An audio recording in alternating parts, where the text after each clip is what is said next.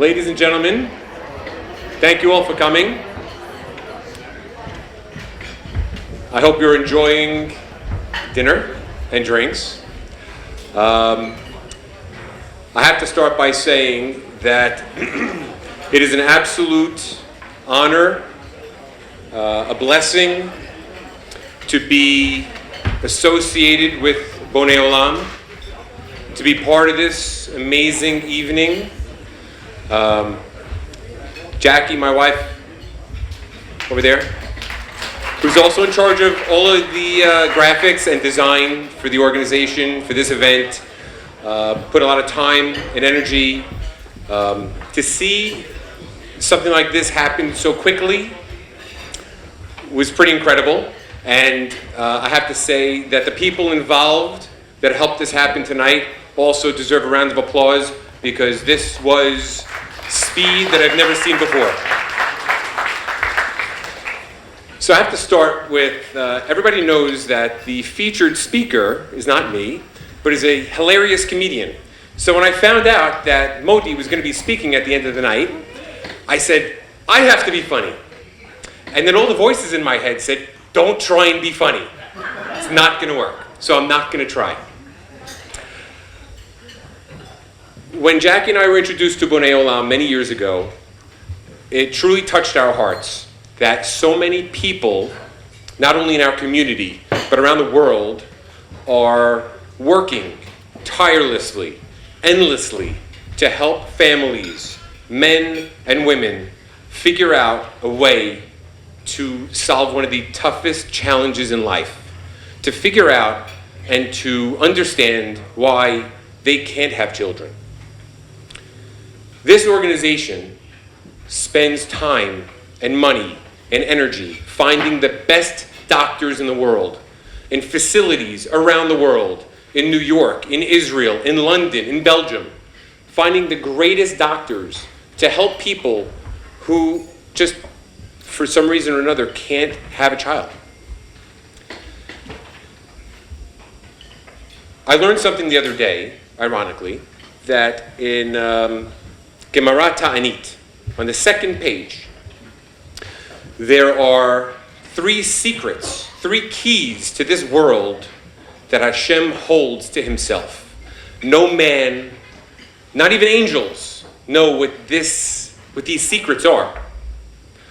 I'm going to go out of order, but Techiyat HaMetim is one of these secrets, for, I would assume, obvious reasons. The second secret is the secret of rain.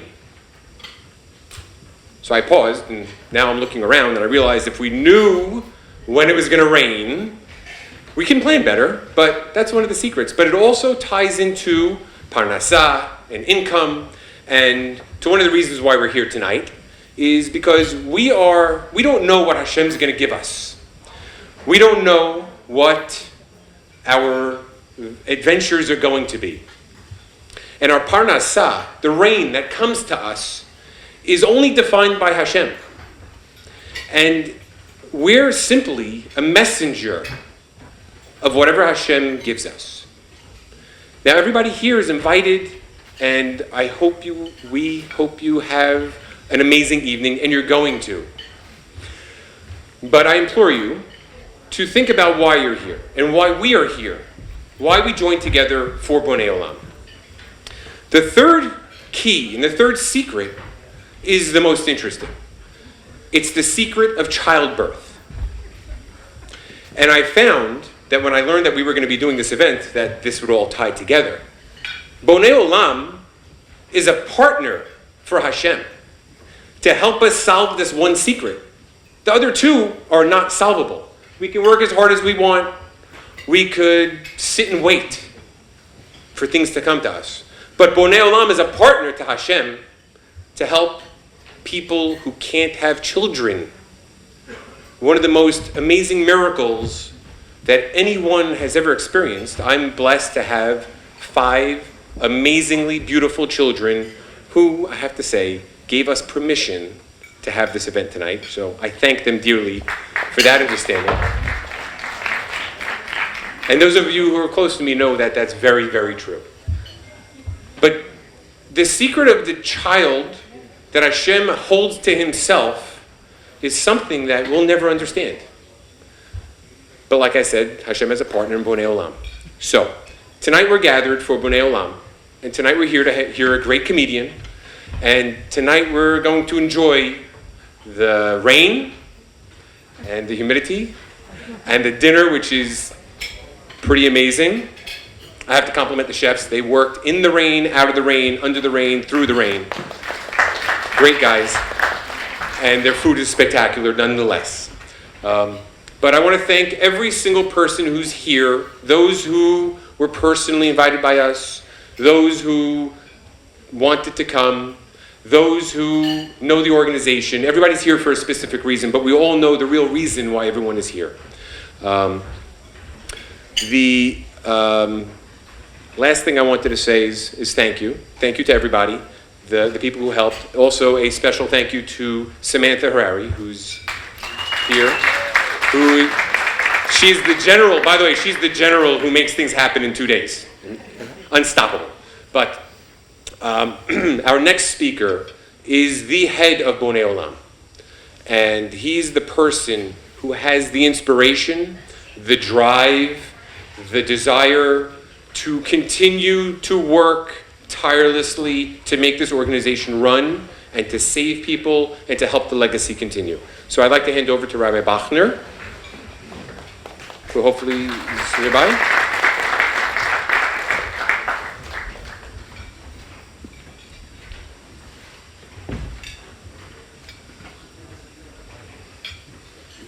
Thank you. Great job. Thank you.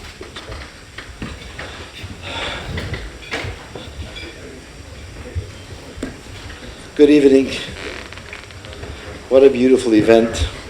What a zchut to be able to share this night together.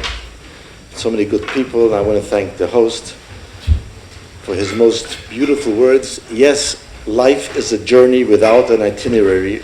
We don't know what next corner holds for us. But I do want to thank tonight also for the host that was going to be. There were Doris and David Nosari. We feel along with them whatever tragedy happened. And made this chus of this mitzvah be an ili for the neshama, and we should always be able to get together only on simchas under happy occasions. So this morning, I was going to work after shul, after davening. I passed my father's house. I still have this chus to have a father from Poland before the war, a man that went through the Holocaust from 1939 to 1945. My father, Bli Ayin Hara, I don't want to say how old he is, but you're talking in the high 90s, a man that his head is working like a spark plug, learns every day, a man that went through so much challenges in life, and yet he's there. So I passed by his house this morning. I believed that he was still in the Catskills. I didn't think he was home. But I walk by his house and I see my father standing by the window, and he sees me across the block and he shows me my hand I should come up. You know, you don't have the schus all the time to go meet your father at this age. So I ran up the steps, I sit down. I was sitting by the porch door and I asked him, Tati, how are you? What's going on? So he doesn't hear that well. He says, what was your question? I said, Tati, how's everything going? He said, you said Tati, right? He's quiet. I tell him, Tati, tonight I'm going to be speaking for a function for the organization of Bonei Olam. My father loves this organization. Unfortunately, I never gave him any grandchildren because we were not zeicher to have any children after all we went through. But I did give him nachat to be a great-grandfather from 8,191 children worldwide.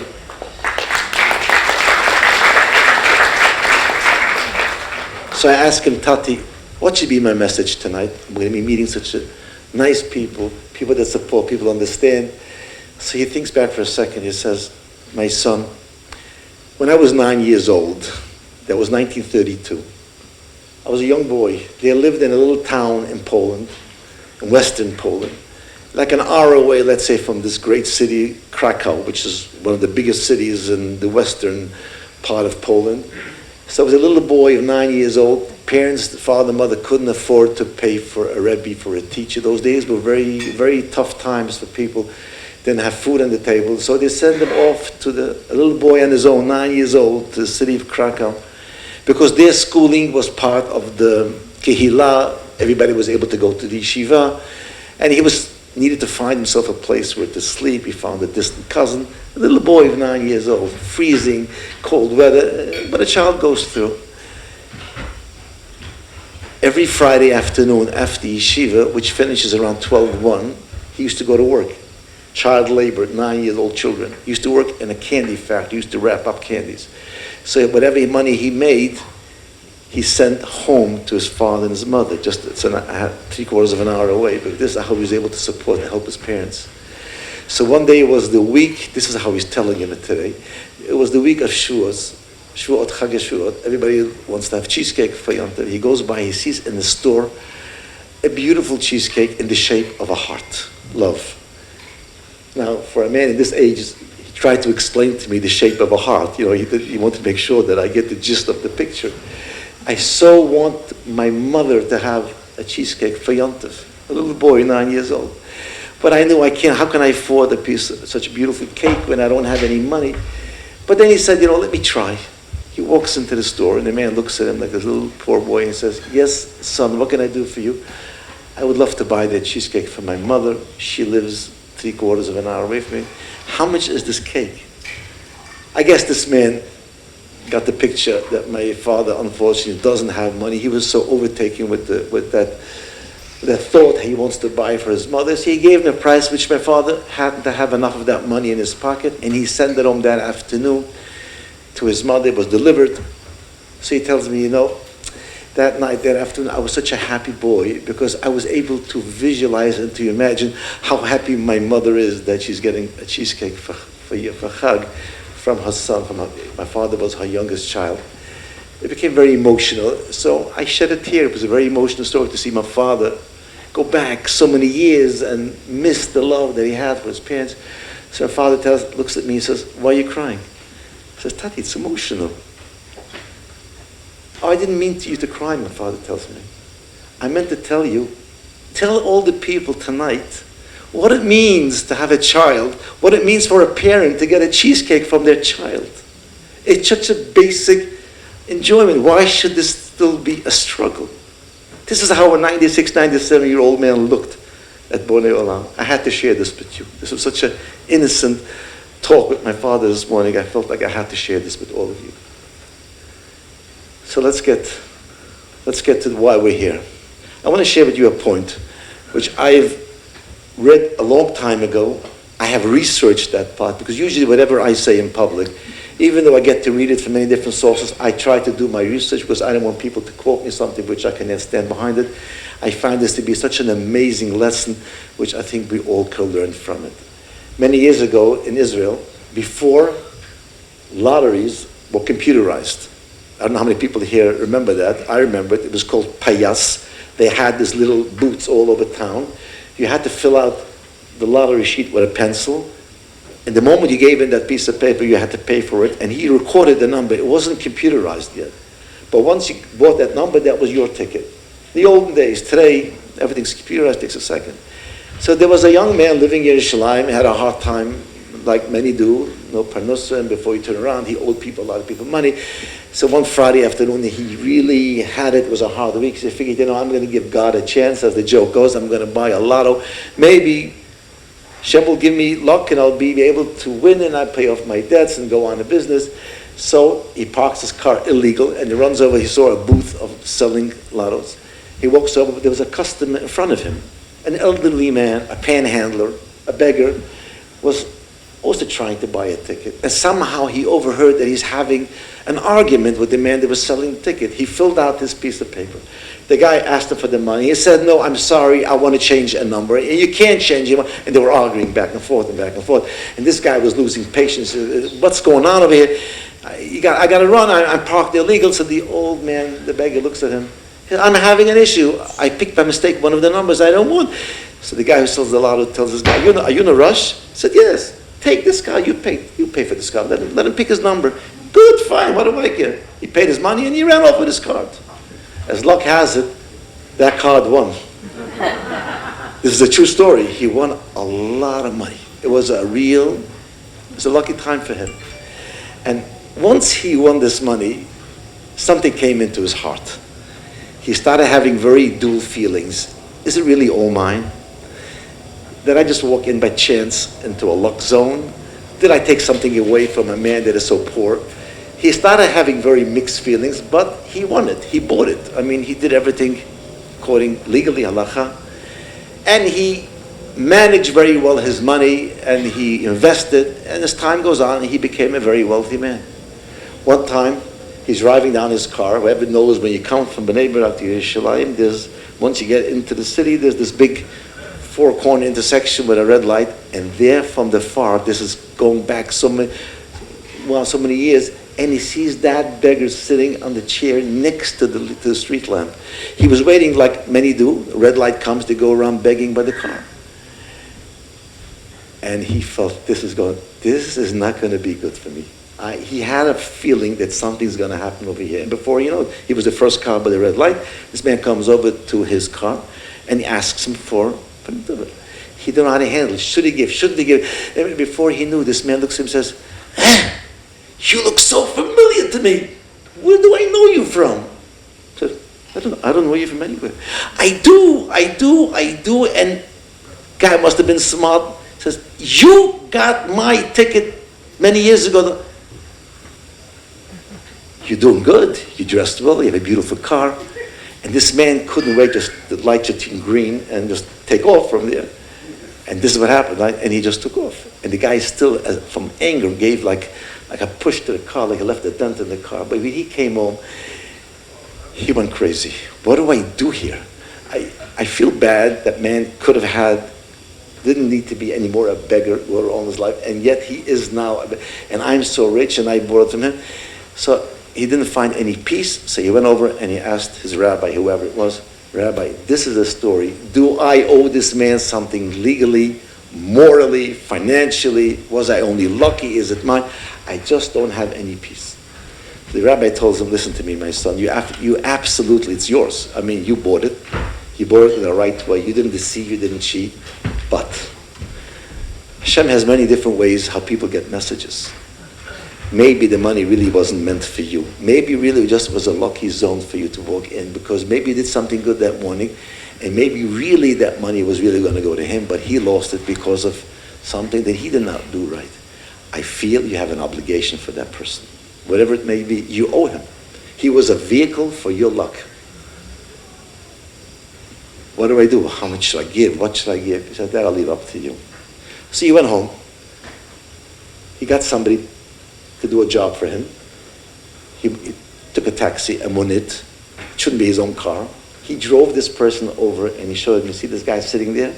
I'm making a right turn. I'm not going past the light. I'll be waiting for you here. And he gave him a real big envelope, obviously with cash. Give it to him. And when he asks you where is this from, just tell him a good man wants to help you out. And he goes over and he gives it, everything worked as orchestrated. He gives him the envelope. The guy opens it up. He sees this package. He says, what is this from? He says, I don't know. I'm just being a shaliach. And he said, I know who this is coming from. Nobody sends me such a swath of cash. Tell him thank you. And tell him that I never forgot. And I'm happy that he remembered me after all these years. This man came back a few times later on, and thank God he never saw me anymore sitting by the chair next to the light going around panhandling. So obviously he did good for him, and he was able to go on in life. So when all the dust was settled from the story, he comes back to his rabbi. I said, Rabbi, I did what my emotion told me. And he says, young man, understand. None of us really get in this world what we deserve for the good, and God forbid for the bad. We all live off other people's schusim and mitzvah. That's the way it works. One day I share with you, next day you share with me. This is all one world. Regardless, culture, male, female, rich, poor, we're all one big neshama, and we all somehow, that's why we say, Olam, Chesed, Yiboneh. This world runs on Chesed, because we're always constantly interchanging.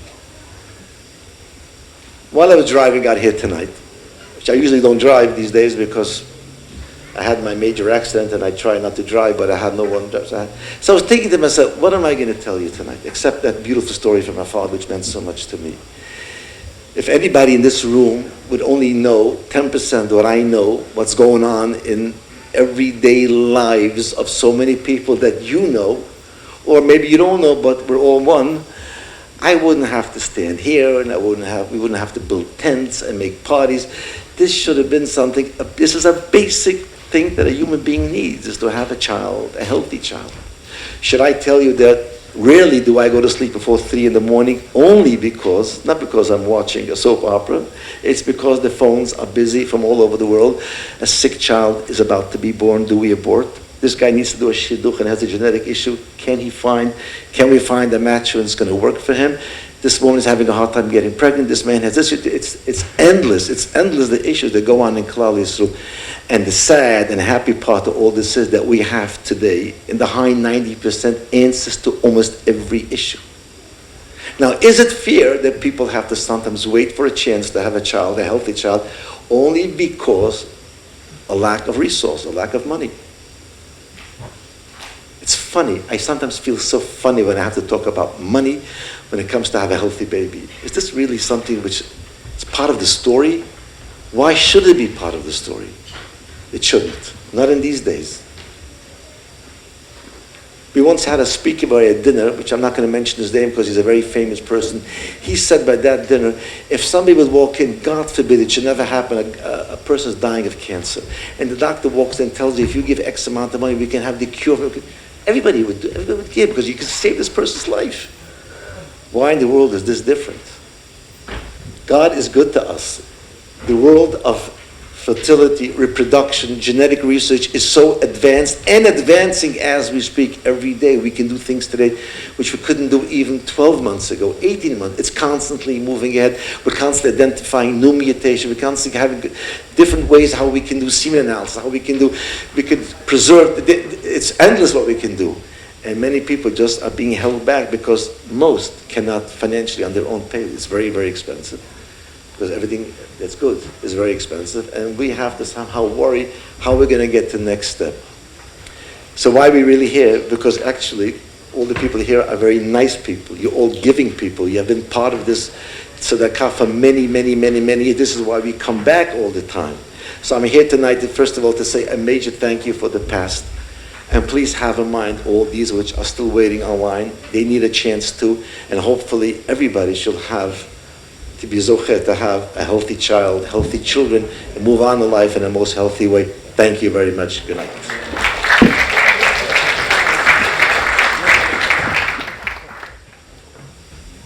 So I've gone the more casual look the second time around. Very hot the first time. Very true story. When Jackie called me on Monday to tell me that we had the opportunity to host Bonei Olam, we jumped on it. It's really fantastic. And to be very honest, every person that I talked to over the last 2 days, I've been telling them, oh, I'm doing this amazing event, and we're hosting it, I'm so busy, I have so much to do. And a friend of mine who I met in Shanghai about 5 years ago, who lives in Israel, was in the airport in Shanghai last night, catching the flight back to Israel so he can make it home for Shabbat, to tell me that we were talking, and I told him what we're doing. He goes, you're working with who? I said, Bonei Olam. He goes, Bonei Olam from Israel? I said, no, New York, Lakewood, the whole thing. He goes, I was calling to tell you that I'm expecting my second child. I said, wow, Gil, Mabruk, this is fantastic. He goes, but our first child is a product of Bonei Olam. I had no idea. I didn't know what I was getting into when I started the conversation. Well, I mean, I still have chills. So when I said earlier that this is a global event, it really is. So just one story I wanted to share with everybody, a true story that just happened a little more than 16 hours ago, but true nonetheless. I now want to turn your attention to the monitors on either side of the tent. And their extraordinary journey begins. Shortly after conception, a phenomenal event takes place. 23 chromosomes from our father unite with 23 from our mother, which creates a unique set of genetic instructions for a new human being. At this vital time, some critical changes are happening inside every single cell. 24 years ago, Leia's condition was determined by a crucial point in time. Her cells first started the magical process of changing into the specialized cells that form all the parts of her body. But Leia's destiny took a dramatic turn. Cystic fibrosis is a progressive genetic disease that causes persistent lung infections and limits the ability to breathe over time. My sister Leia was diagnosed with cystic fibrosis when she was 6 months old. I was 2 years old at the time. My whole family was then tested, and we discovered that both my parents and myself were carriers of the disease. Growing up, I witnessed the pain and suffering that this disease can cause. The terror of losing someone so close to you year after year is overwhelming. Leia's biggest fear is that she'll never be normal, never be married with a family. It breaks my heart. Yet she continues to smile through everything. She inspires me. I met the love of my life, Shayna, 2 years ago. We were married last year. She knew my family history, and it was never an issue in our relationship. But before having kids, I just wanted peace of mind, that there would be no issue, so I casually suggested we both get tested. I knew I was a carrier, but not Shayna. With CF, you can only pass on the disease if you're both carriers. We did the testing. The results were devastating. They came back positive. We were both carriers. I felt like my whole world was crumbling. Our chances of having a healthy baby were not good. I couldn't imagine reliving and passing on the pain. Shayna was devastated. I felt terrible. I felt like it was my fault. We had no idea where to turn. I see couples that feel guilty, trapped, devastated, but with IVF PGD technology, we can help them feel that they no longer need to roll the dice. And a friend who was experienced with infertility recommended we contact an organization called Bonei Olam. Bonei Olam does incredible work in a very challenging environment. Don't fear what you can find out. Bonei Olam is here to help solve these mysteries. Their counselor took us through the issues, the options, and completely understood our story and showed us that there's a future. They educated us about a procedure called PGD. With pre-implantation genetic diagnosis, PGD, we now have the ability to identify whether an embryo is healthy or not. PGD allows the examination of early embryos to reduce the chances of having babies with abnormalities or devastating genetic diseases like cystic fibrosis or Tay-Sachs. Once tested, only the healthy embryos are implanted into the mother. As we began the process of working with Bonei Olam and their incredible doctors and support team, I allowed myself to feel hopeful. I learned that this procedure can break the chain of passing our CF carrier genes to our children, ensuring that our future generations will not be faced with this disease. It is not enough for us just to give every couple a baby. We are determined to give every couple a healthy baby. Bonei Olam is embarking on their next phase of infertility through their genetic program called Generations. The Generation Project is really important. It is identifying new and significant risk factors for birth defects in Ashkenazi Jews. We have always been the address for infertility issues. Now we have taken a bold step of addressing underlying genetic issues. Rabbi Bachner heard the pain and the cry of those couples that were suffering from genetic issues. He was committed and determined to completely eradicate that pain from their lives.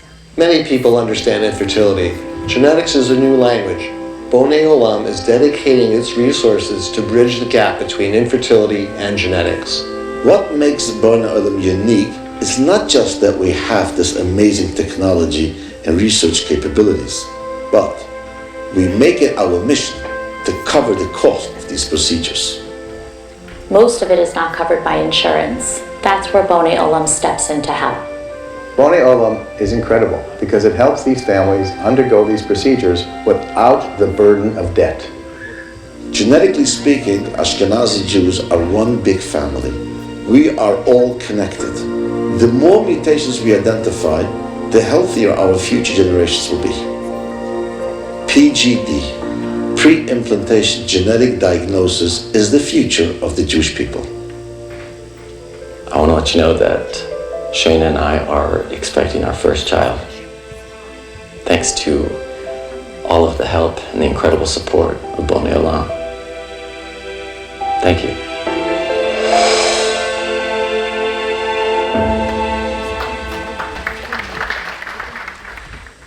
So the next part of the night is what some may think is the most fun part of the night, and I think it is too.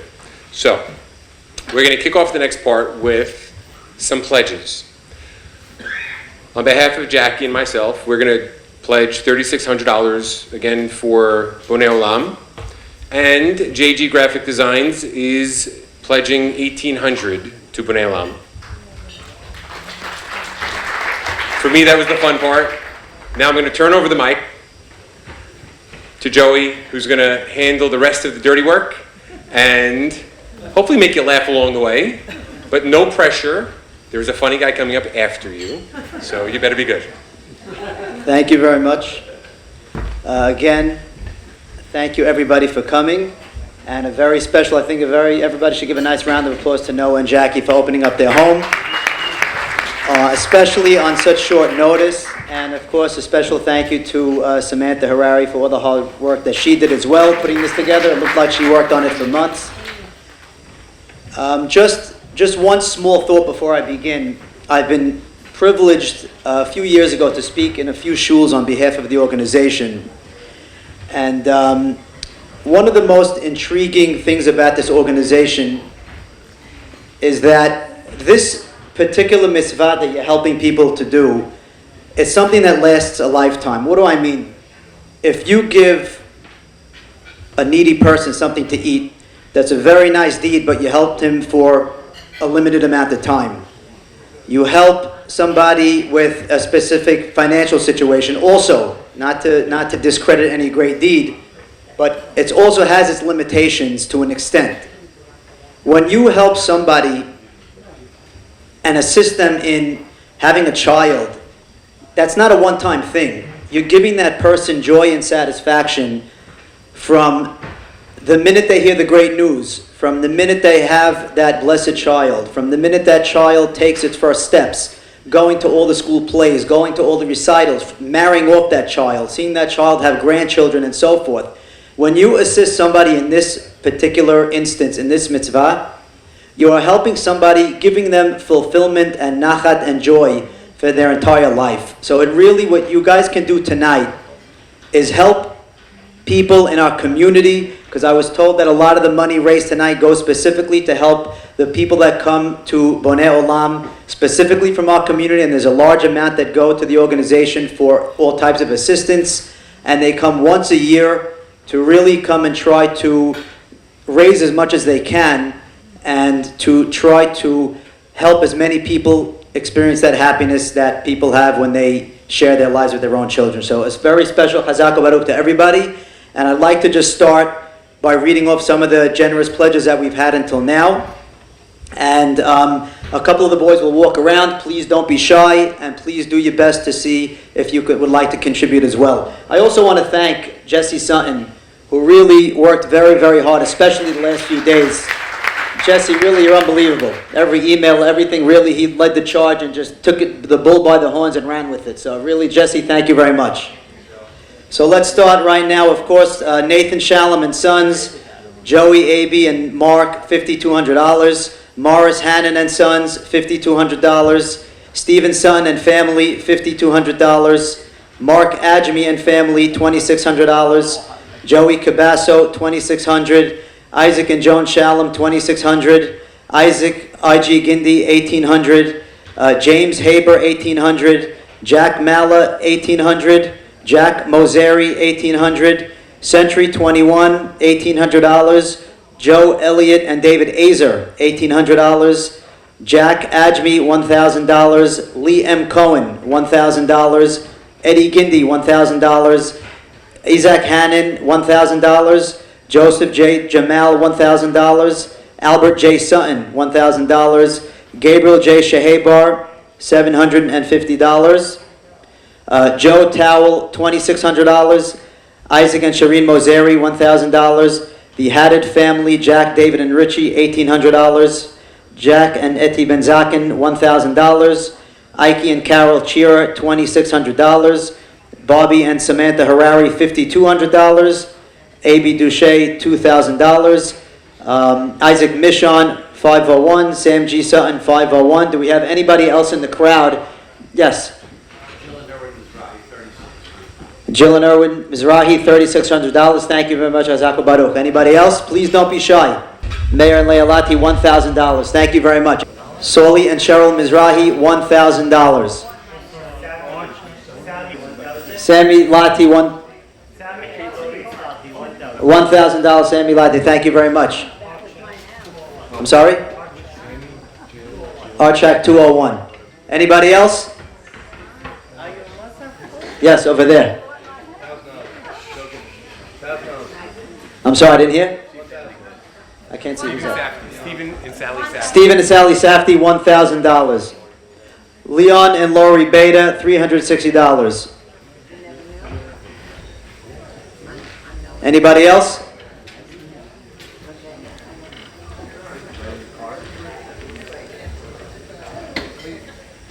Please don't be shy.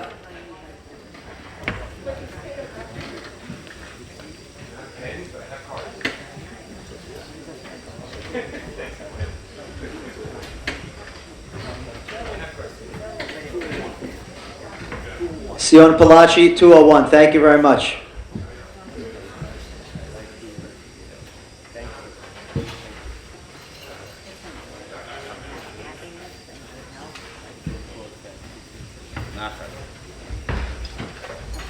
Anybody else?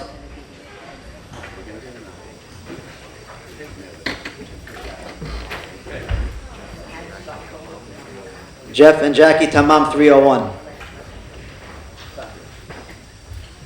Three anonymous, so go total $1,000. 3 anonymous for totaling $1,000. No.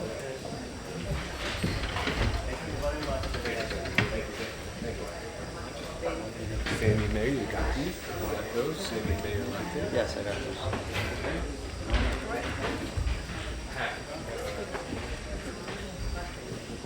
If anybody else is interested, please. Anybody else, please. We'll be walking around throughout the night. $1,000 from the Stern family.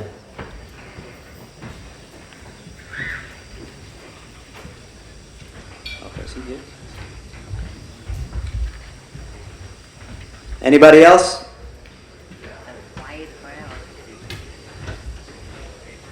Another special thank you to Joe Towell from Metro Drugs, who also worked very hard alongside Jesse the last few days, just spearheading the fundraising.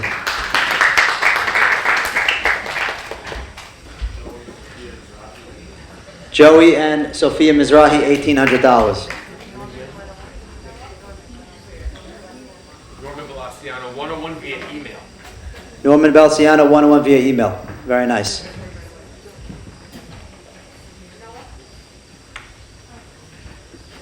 Okay, there'll be people walking around throughout the night. I have one from Millennium Inc. magazine for $252. Millennium Magazine, $252.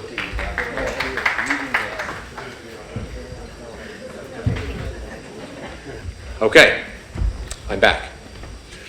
I do have more to say. There are more people that I know that have benefited from Bonei Olam, but I won't tell you about that story. But I will tell you something very interesting about Bonei Olam.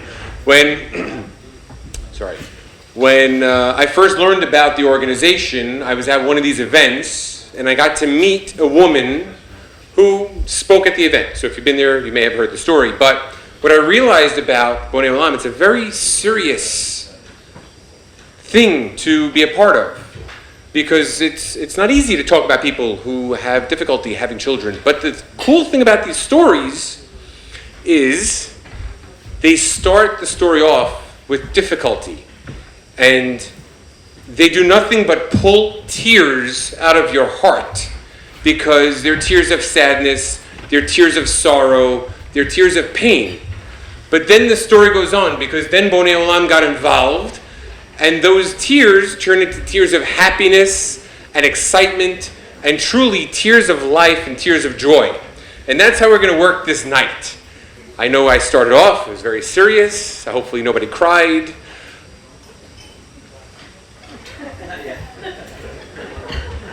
Then we collected some money,